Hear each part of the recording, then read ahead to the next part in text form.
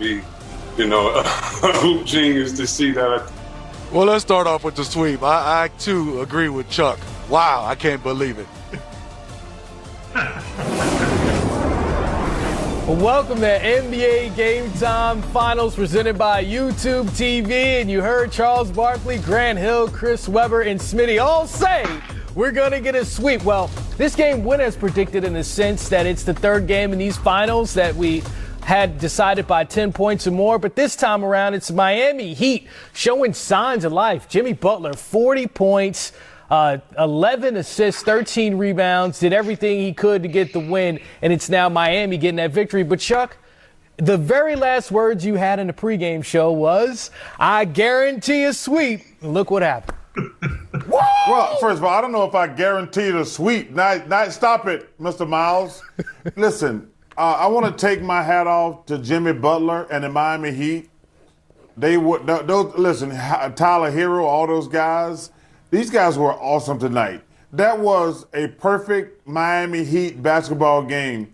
They are terrifically coached. They are very well disciplined. But this, to me, was two things. Number one, Jimmy Butler willing his team to win this game. But, Chris, we had this conversation earlier today talking about when the Lakers win, whether it's 4 or 5 games, it doesn't matter.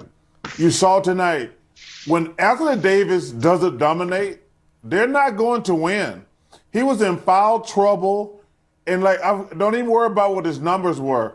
We were having that debate earlier. Anthony Davis, hey, listen, I got nothing but respect and admiration for LeBron James. But if Anthony Davis doesn't dominate, because this Lakers team, they're not a great team. They got 2 great players and a bunch of Jags, just guys. Hey, just another guy. That's what I call them. They're just Jags. Just a guy. Well, they got 2 guys. They got 2 guys who are amazing. But if those 2 guys don't play great, the Lakers aren't going to win. And tonight, Jimmy Butler was the best player on the court, and that's why the Miami Heat won. Well, clearly Jimmy Butler, not just another guy, because he put up a performance with some legends. Jerry West, James Worthy, Charles Barkley. There you go, Chuck. Steph Curry and LeBron James has done it 5 times, 30-point triple-doubles in the finals. But those 40, 11, and 13, those numbers have never been met or exceeded by any of the guys on this list in one single finals game. So when you see those numbers, you see those stats, Grant, how impressive was Jimmy Gets Buckets Butler? Because tonight we can certainly call him that. Well, first of all, Chris, I want to apologize to America and all the fans out there watching. Just like Chuck messed me up in the second annual Black Masters with his golf game for 3 months, I think predicting after him messed me up as well. So I want to apologize. Jimmy Butler was fantastic. And, Coach Spo said that after game 2, they needed a Herculean effort from Jimmy Butler, and he provided that.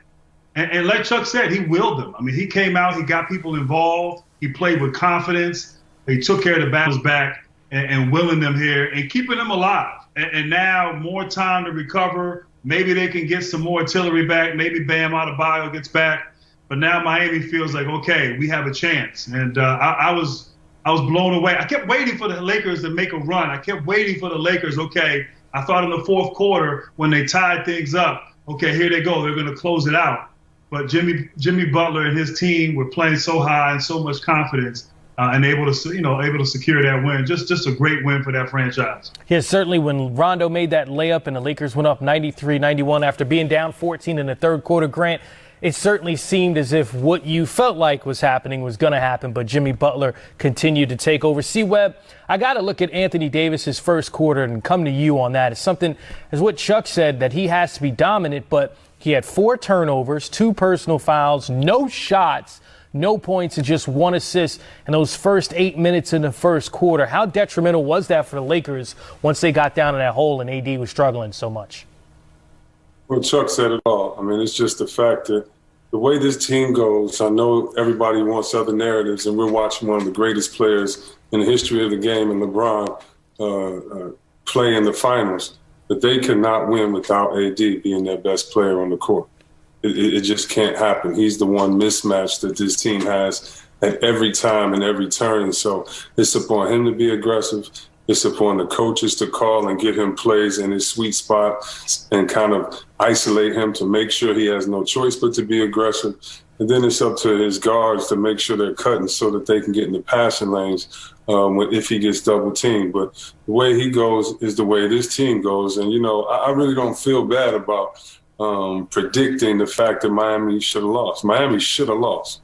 They're nowhere near as good as this Laker team, period. That's just the truth of it. But that's the great thing about sports, right? Is the fact that we all, have proved people wrong our whole lives. And that's what Jimmy Butler did tonight. That's the great thing about sports. When you're supposed to lose, sometimes you can pull yourself out against the odds, and you have to love the Miami Heat heart, and you have to love what Jimmy Butler does. He's the battery in their back. I saw like a fake snarl by one of the guards at the end of the – I just start laughing like, oh, that's Jimmy Butler making them believe. And so I love the fact that they believe because of him, and so it's definitely fun to watch. Well, we certainly have to pay attention to the fact that it's the Miami Heat in the sense of, Chuck, I know you're a college football guy. And it was as if the Miami Heat were passing over the Miami Hurricanes turnover chain. In that first quarter, the Lakers had 10 turnovers. That's the most in NBA Finals history in a single quarter. What did you see early from LeBron with 4 turnovers, AD with 4 turnovers, and the Lakers struggling to take care of the ball?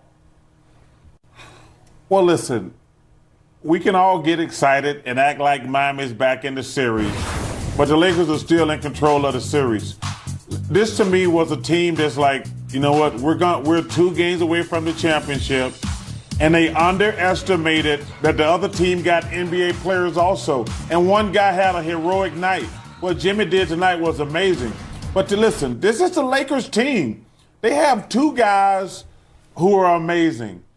And I told you, no disrespect, because every NBA team got this. I call them Jags. Just a guy. Every NBA team got a bunch of Jags. But the key is, do you have enough supers? And if LeBron and AD, if they don't play great, I said this on TNT, LeBron and AD, if they play great, those other guys, they're front runners. No disrespect, they're front runners. They play well when AD and LeBron play well. AD and LeBron, they probably going to, see, that's the thing. I had this argument with Shaq on the show, Chris, about a week ago. LeBron finished with like a triple-double. We didn't have a good game. They lost the game. And Shaq was like, we had great numbers. I said, yeah, he didn't put an imprint on the game. You could not have watched that game tonight and say LeBron or AD had an imprint on the game. And you said something interesting. The Miami Heat were up the whole game. The whole game. They got off to a bad start. You talk about the turnovers by AD and LeBron. But listen, I always tell people, the other NBA team, they got some guys. They don't have AD, LeBron, or KD or somebody like that. But those other guys got players. So tonight, Jimmy Butler, the game was close. He only had to make 3 or 4 shots, and that was the game. So, but I'm really happy for the Heat because I hate to see, one of my proud things about my career, I never got swept.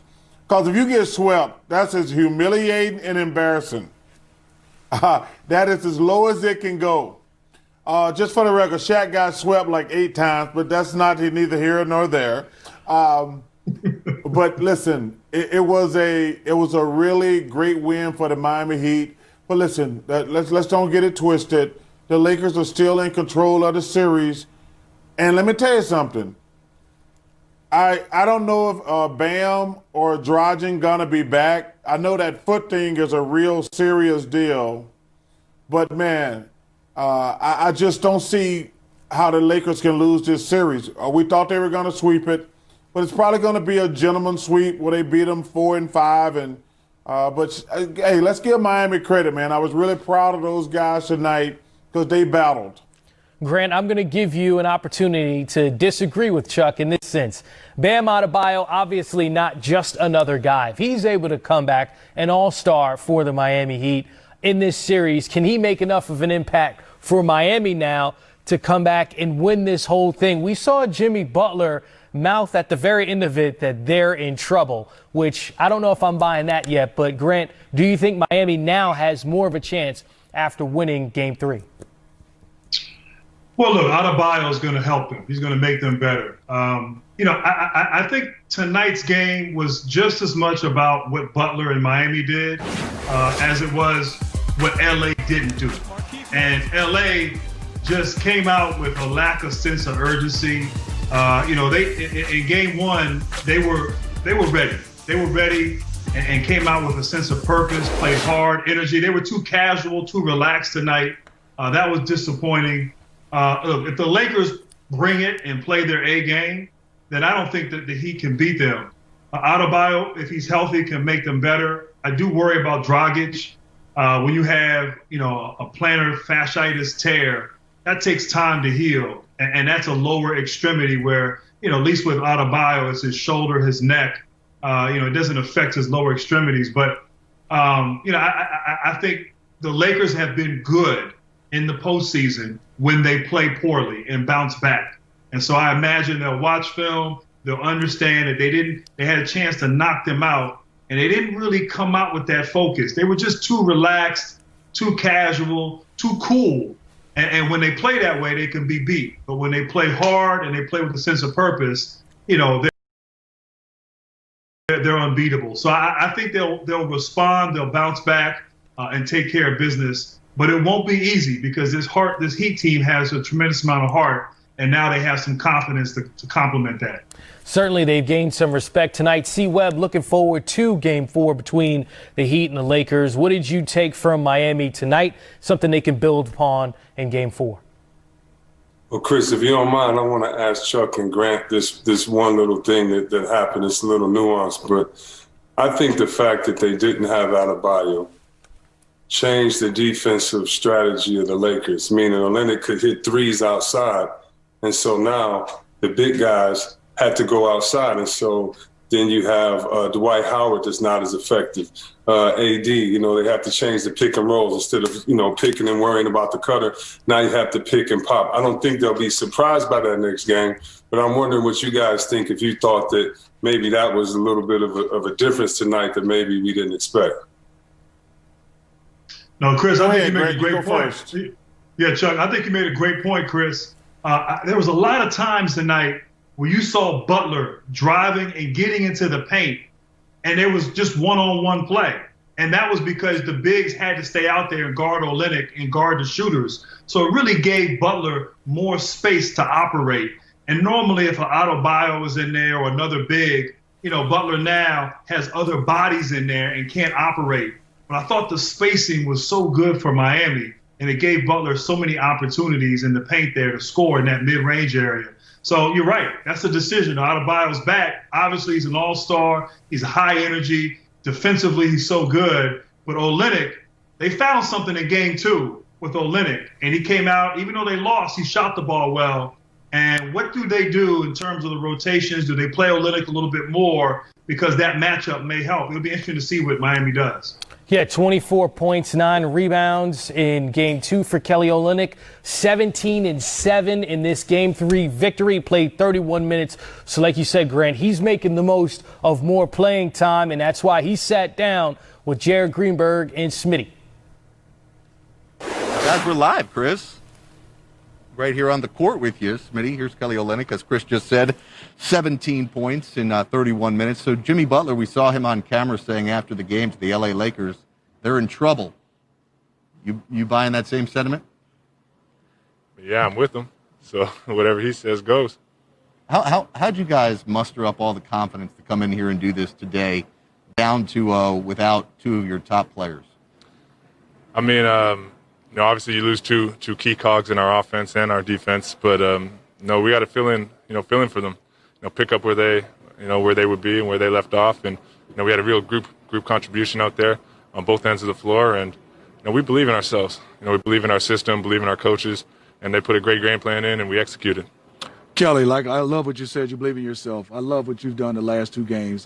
We've always known you can score the ball, but it looks like you came out with no hesitation, that you were saying, hey, I'm going to come out here and let it rip. Talk to me about your mindset when you got your nod of being able to know that you're going to play a lot.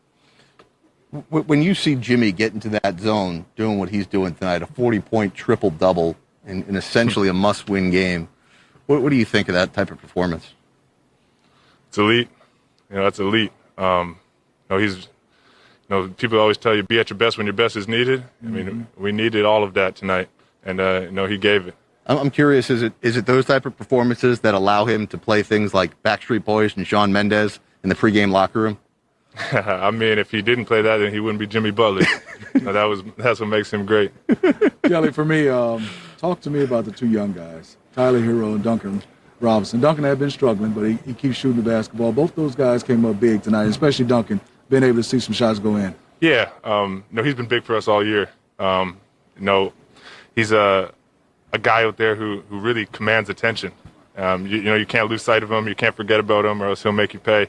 And the one thing that's amazing about him is he doesn't shoot easy shots. He never gets easy ones because guys pay attention to him so much, and he still shoots it at a high clip. He's missed a few, but every time he shoots the ball, we think it's going in. Kelly, also talk to me about the game plan against Anthony Davis. You limited him. I know he's in foul trouble, but it seems like you guys are more physical. You play bigger, especially you down the stretch guarding. Yeah, I mean, obviously in the first half he got into some foul trouble, and then we're just trying to limit his touches whenever we can and however we can. He's been playing really well, and obviously, for us to be successful, we can't have him be uber successful. Last one here, Kelly. You've now guaranteed that your stay will be extended here in the bubble at least until Friday, with a Game 5 being played later on in the week. What is your confidence level that you may be able to get Bam and or Goran back for at least one of those two next games? I mean, I have no clue, where they're at. That's for our, trainers to work on, and we hope they're back. We would love to have them back, but we got to prepare and do what we can. Whoever and whatever is available. Kelly, great performance tonight. 17-7 and a must-win Miami win. They got it in Game 3 here, Chris, as we go back to you in the studio in Atlanta. Thanks, Jared. Great interview with Kelly Olynyk. 17.7 rebounds in that Game 3 win. But something that we can't overlook is LeBron James in the fourth quarter. Chuck, let's go to you on this. 5 points, 4 turnovers in the fourth quarter for LeBron. He has to be better in the fourth quarter for them to win a tight game like this, correct? Well, they have to be better in the first quarter.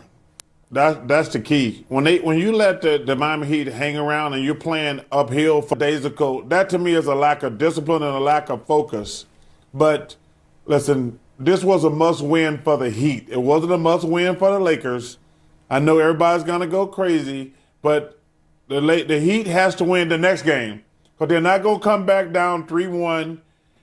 It's unfortunate they got all the injuries. I would love to see this team if Adebayo and Dragic were healthy. But to me, Jared said something interesting. So the next game is not until Friday, game 5. I think the Heat would feel a lot better if Game 4 wasn't until Wednesday. So that's just a really quick turnaround. I wish the NBA had did them a favor. Instead of them having in 2 days, 48 hours, not play the Wednesday. So because they're going to have all that team. So if Miami could win Game 4, and then they get those extra days for Adebayo and Dragic, that would be huge. But they only got 48 hours, and that's a really quick turnaround. Because to me, I always tell guys, and I think Grant and Chris know this, like, if I can play Tuesday, I could have played Sunday. Because, like, you know what, I'm not going to get hurt any worse. I'm going to try to play for my guys in the locker room, especially we're in the finals. So I just think it's a really quick turnaround. But listen, tonight was a must-win for the Heat. It wasn't a must-win for the Lakers. Well, certainly Jimmy Butler played like it was a must-win for the Miami Heat. 40 points, 11 rebounds, 13 assists. We're going to hear from Jimmy in just a few. And the Lakers lost. You noticed in that first quarter about just the general way the team was playing and the turnovers that surprised you, and how did that play out for the rest of the game? No, I mean, we know that we can't turn the ball over versus this team. They're very active defensively. And it starts with myself being the starting point guard of the team. You know, having 5 first half turnovers, 8 total for the game is can't do that, obviously, because it gives them more possessions. It doesn't allow us to set our defense. And they're really, really good offensively. So you just can't turn the ball over versus that team, and I'll take full responsibility for that.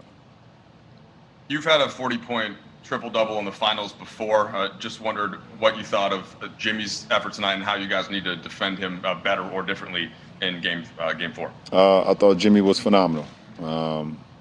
You know, he did everything that they needed for him to do tonight, and he came through big time in a big-time game. And we'll watch the film and see ways we can be better going into game 4. But I thought he was great. LeBron, Anthony got into some foul trouble early and had a little trouble getting going. What did you see happening with him? And just that. What did you see happening with him? I mean, you just said it. He got into some foul trouble, and you know, they even, you know, one of the shots that he made when he had 4 fouls, they still tried to slide up underneath him and get him a 5th and a 3rd. So, you know, I think the foul trouble made him a little passive, you know, because he wanted to be out on the floor, but he couldn't be his aggressive self, you know, offensively and defensively. So, you know, I think the foul slowed him down a lot tonight. Allison? LeBron, despite it seemingly Miami controlling the action, holding the lead for most of the start of the game, you guys take a lead around 9 minutes to go in the 4th quarter. From there on, what do you think allowed them to separate from you guys? They continued to make shots, and we had some turnovers. We didn't make shots. You know, they came down and executed after we took the lead. You know, and Jimmy had, like I said, he had you know, his hand on all those plays pretty much. Obviously, you know, we got to do a better job of that coming down in the stretch. But I like our fight tonight, even as poorly as I believe we played.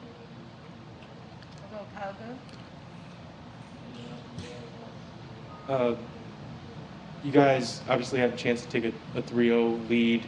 Are you concerned about kind of giving Miami sort of a breath of fresh air, and with the possibility that Bam returns in the next game? Do you feel like opportunity missed in that way? I mean, you have an opportunity, and if you don't make the most of it, then you come back the next time. I mean, it's not like you know, the series wasn't over if we won tonight, and we know for sure that Miami is never going to quit, no matter if we won tonight and they're going into a game 4 of 3-1. I know how resilient that bunch is and how resilient their coaching staff is and their franchise. So you know, I don't ever feel like we went into it and haven't you know, let our guard down, or and also I don't feel like we're concerned. We're not concerned. We know we can play a lot better, and we have another opportunity to take a commanding lead on Tuesday. So you relish that opportunity. LeBron, when you guys have lost games this postseason, you've responded very well. What is it about this group that's handled quick adjustments that has bounced back from losses so well in this playoffs? Well, we learn from our mistakes pretty quick. You know, and obviously right now with the games being every other day, pretty much it's the film room. It's the film room, and it's how well we can make adjustments from the film and take it to the floor. And we've done a great job throughout this postseason. So we're going to definitely have to do that because we're playing versus a very, very, very, very good team. And we have to learn from our mistakes and be better on Tuesday.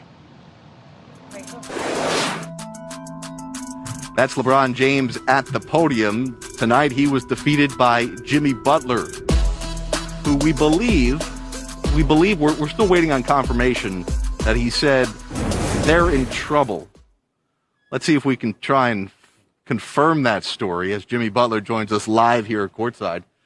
Mr. Butler, what say you? I did say that, but he said it to me at the end of the first quarter. That's the only reason why I said it. So LeBron said to you at the end of the first quarter that we was in trouble. Right. So I just returned the favor. And what does that translate to moving forward? We're going to have to be even better than we were tonight in order to even this thing up 2-2. We realized that. So it's to the film room. We'll fix some things, come back ready to go. Jim, talk to me about getting to that free throw line as a team. You know, that first game only 14 free throws, second game 34, and tonight we just talked about it. you searching for contact. Just take me through your mindset of when you get into the paint, it looks like you're seeking out contact and getting to that free throw line. Definitely. Get downhill. It definitely helps whenever I got the amount of shooters that I have around me. And when they're making shots, I have the easy job. Get in there, make a layup, make a free throw, or kick it out to a great shooter. So that's the game plan. Get downhill, get a layup, free throw, or kick it out. Charles Barkley here, Double One. You were awesome tonight, man. Congratulations to getting back in the series. But my question is, they said they had a barber in the bubble. Clearly, you haven't made your way to the barber in the bubble. That's not a question. That's a question. Have you not made it to? Clearly, No, you that's have not made it to the barber. Do you not know what That's a still barber not a in question. the bubble is? That's a question, and I do know, I do know what a barber is, but I'm not trusting nobody. Plus, I think I'm playing pretty well like this. Chuck, that's all you got? Hey, listen, let me tell you something. You ain't got to shave or cut your hair if you play like you did tonight. You were awesome, man. So let me ask you a question. Thank you. You are a question, mental, man. I got a question coming, man. Okay, what the hell is this big coffee thing? It's Big Face Coffee, and it's $20. And if you send me $20, I'll send you a cup. $20 for a cup of coffee? $20. Take it or leave it. If you don't want it, I don't care. Wait, listen, first of all, I don't drink coffee. Listen, you can look around here. C. Webb and Grant and Jared, them brothers who drink coffee. I don't drink coffee. But $20, don't you think that's a little expensive? You can afford it. They pay you well enough.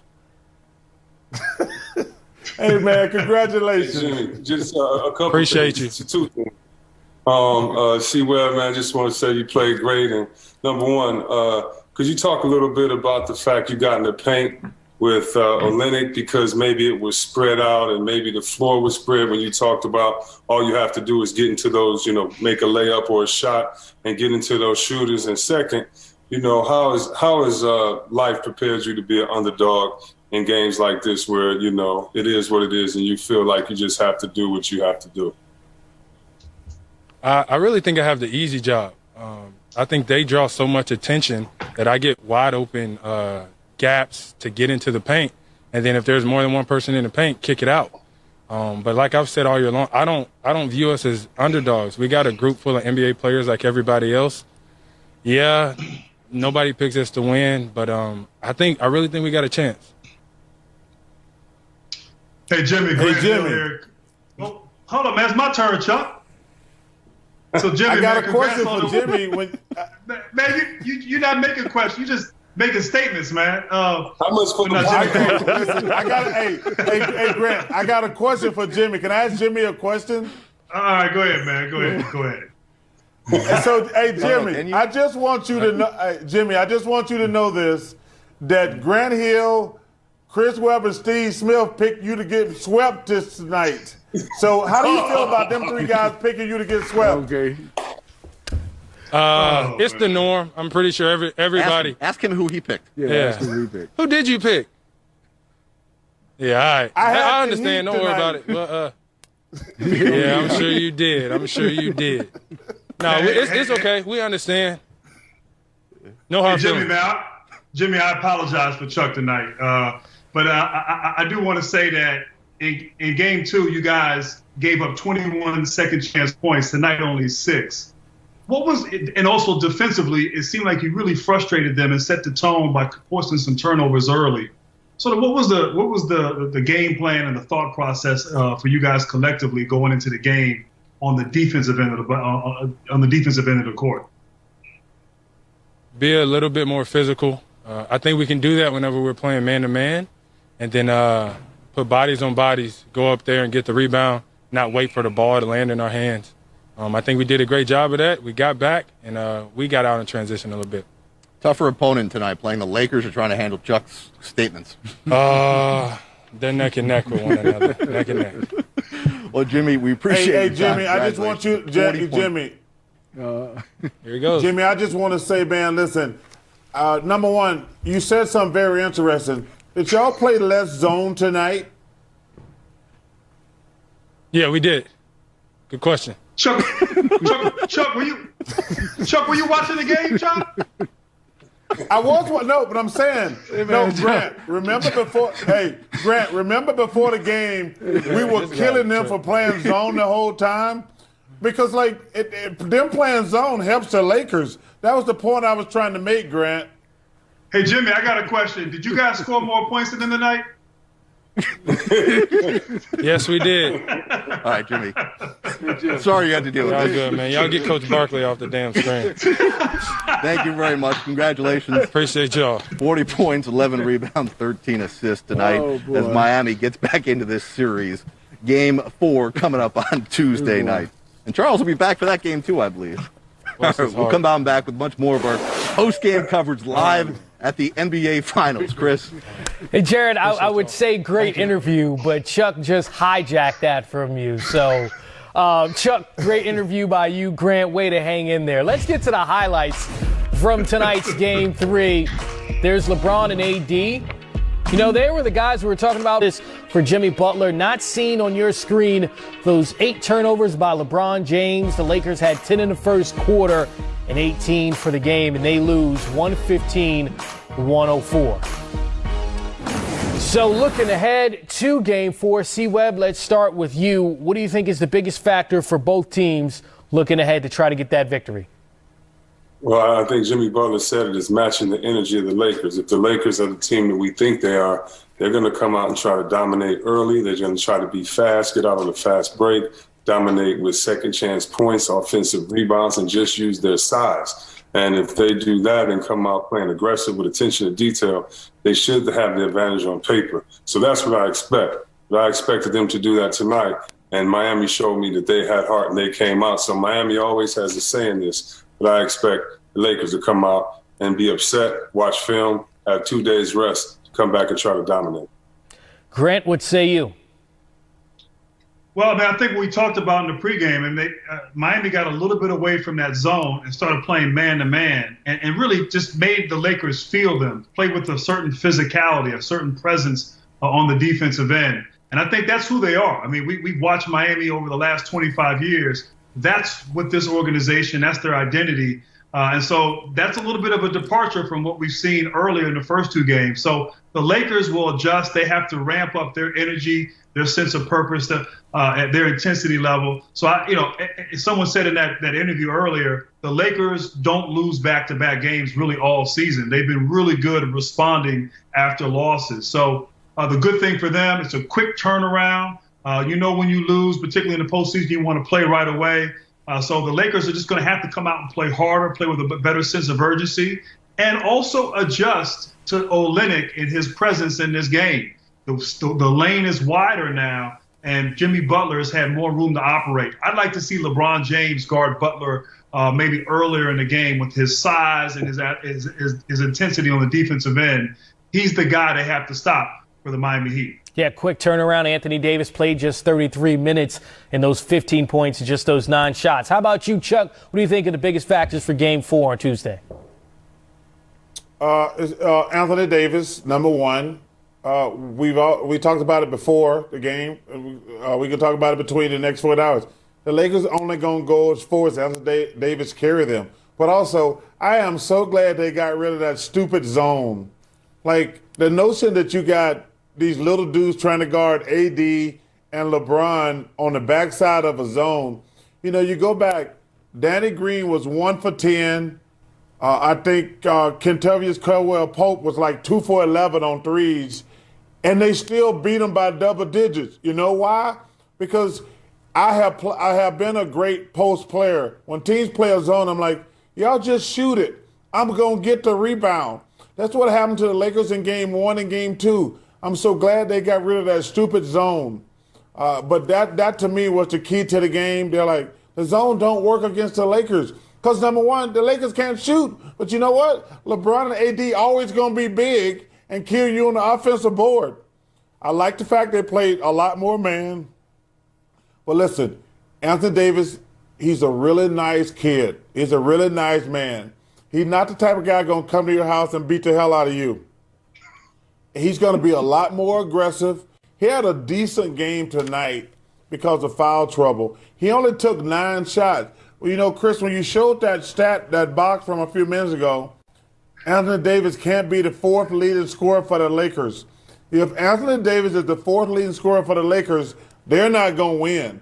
He has to be 1 or 1A because he is the most tough matchup in this league. You know, you look at a guy like Dirk Nowitzki, KD, those guys, AD is in that category. You can't put a little guy on him. You can't put a big guy on him. Like, as great as LeBron is, you can put Butler, Iguodala, Jay Crowder. They can't stop LeBron, but they can make him work hard. There's no player in this league can guard a guy who's 6'10", 6'11", who can post up or take you out on the floor. The key is going to be AD going into the next game, plain and simple. Kyle Kuzma, Markieff Morris with 19 points, both more than Anthony Davis. And there's Jimmy Butler. Chuck looking at the receipt for his cup of coffee. But Chuck doesn't drink coffee. He's not paying for that. Right, Chuck? Hey, let me tell you something. You know, Grant, who has the best mom and dad in the world, his mom, Janet, gave me the best advice ever, and I never listened to her. She told me not to start taking care of my family and friends, and I did. Like $5 million later, I got no family or friends. You know, so that's the best. Hey, your mom told me that. She said, hey, don't get them guys money because the first time you tell them no, they're going to hate you. It took me $5 million to learn that, Chris. I got no family or friends, so Grant is always my guy. And C. Webb, he is class personified. Smitty, hood rat, just a hood rat, him and Jared. But these two guys right here, these the only 2 guys I hang out with who drink like coffee. I've never had a cup of coffee in my life, but you know what? I'm proud of Jimmy for opening up, doing the entrepreneurial thing with the coffee. But I just can't do coffee, brothers. Yeah, you're caffeinated enough for all of us, Chuck. We can say that. We'll be back for Game 4. Chuck will be here, Grant C. Webb. Tuesday night, our coverage starts at 7 o'clock. Get ready for the Miami Heat that are down 2-1 in this series. Those guys are done, but I'll be back here in just a few minutes on Game Time Live, presented by YouTube TV. It's on both ends of the floor that I'm used to playing with, and you know, those guys like to you know, take charges or whatever, and you know, try to draw offensive fouls. So it took away the aggressiveness a little bit. You know, still have to be better. Still have to find ways to, you know, affect the game, you know, on both ends of the floor. But it definitely took me out, you know, and put a little bit too much pressure on the other guys. That first quarter, you had 10 turnovers that LeBron noted too. Many of them were between him and you. You guys are the leaders of the team. What did you see from an execution standpoint on offense and how that might have impacted things? You know, just silly turnovers. I mean, I had 4. You know, offensive fouls, you know, miscommunication on some passes, but you know, we just have to be better overall. I mean, we'll be fine. We make shots. You know, we didn't defend at all tonight. You know, they made, you know, big shots, made some good plays. Trust me, we'll be fine. Well, what do you attribute some of that to? That when you say we didn't defend at all tonight, why do you think that was?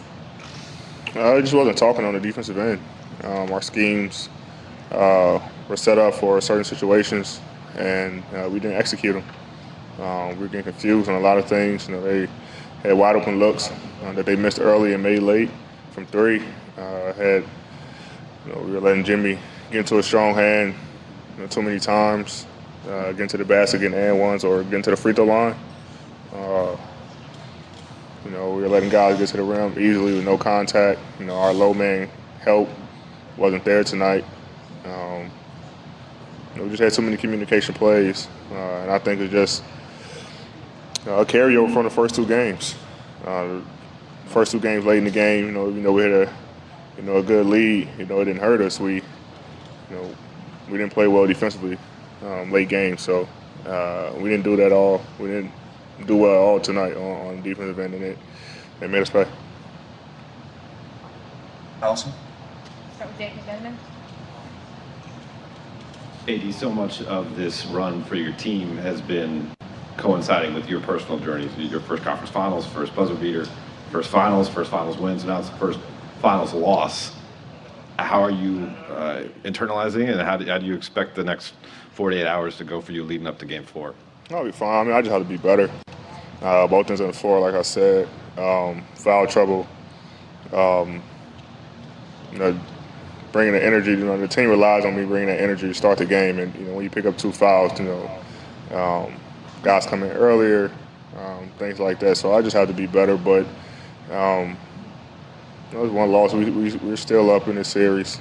Like I said, we never want to get too high. We don't want to get too low. But we'll look at the film, see where I can be better on both ends, see where we can be better as a team. Come out Game 4, much better than we played tonight. Kyle Good? AD, Kyle mentioned the slip screens and thing. Obviously, Kelly Olynyk had a huge game. What's sort of your responsibility in that, and what can be done to kind of make that less effective against you guys with the way that they've used Kelly tonight? Communication, just talking. We know that he rarely sets screens, and so we just have to talk to the guy on the ball, just let him know what's going on so there's no miscommunication, and let either the guy who's handling or the guy who's setting the screen, which is Kelly, get open shots. So we just got to talk, and communication solves every problem. And so and then having our help, being ready to rotate if it is miscommunication on the ball. So like I said, we're bad in all aspects on the defensive end tonight, but we'll be better Game 4. Okay, we'll go back to Will for the last one. All right, last one for me, Mateo. Hey, in Game 2, you guys had 56 points in the paint, and tonight you guys only had 34. What did the Heat do to limit the Lakers' effectiveness inside the interior tonight? We missed a lot of shots at the rim, honestly.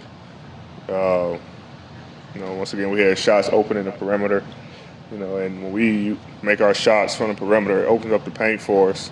Tonight we didn't do a good job of that. And so it's kind of, plays hand in hand. They're giving us a lot of looks.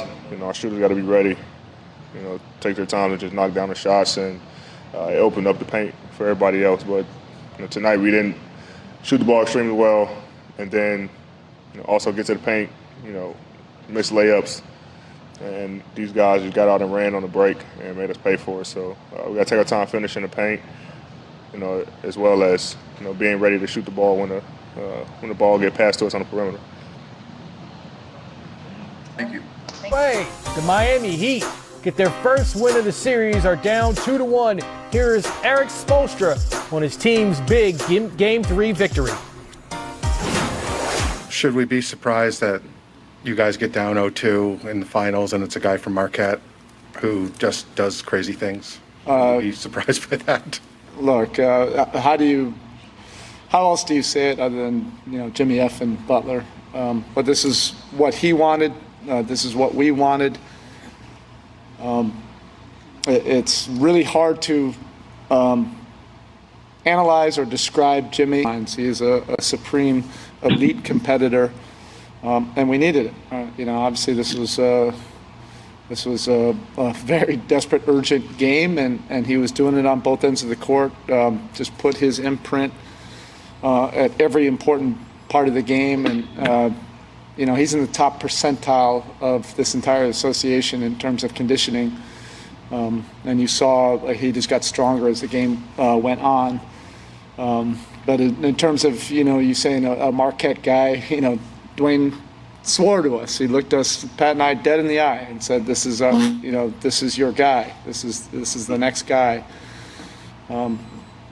But it's also just one. So we also have perspective that we're not going to get carried away with this. And to follow up, Eric, double-digit leads mean nothing in a three-point era now, obviously. But you guys have let a couple slip away, and then Rondo's layup, I think, early in the fourth, put you guys down 2. At that point, were you worried about how much you would have had left? You are playing shorthanded and all that. Were you worried at that point? No, our guys are in great condition. It's more about conquering those moments of truth during the game, and this is where this opponent is they are better than anybody in the league at that.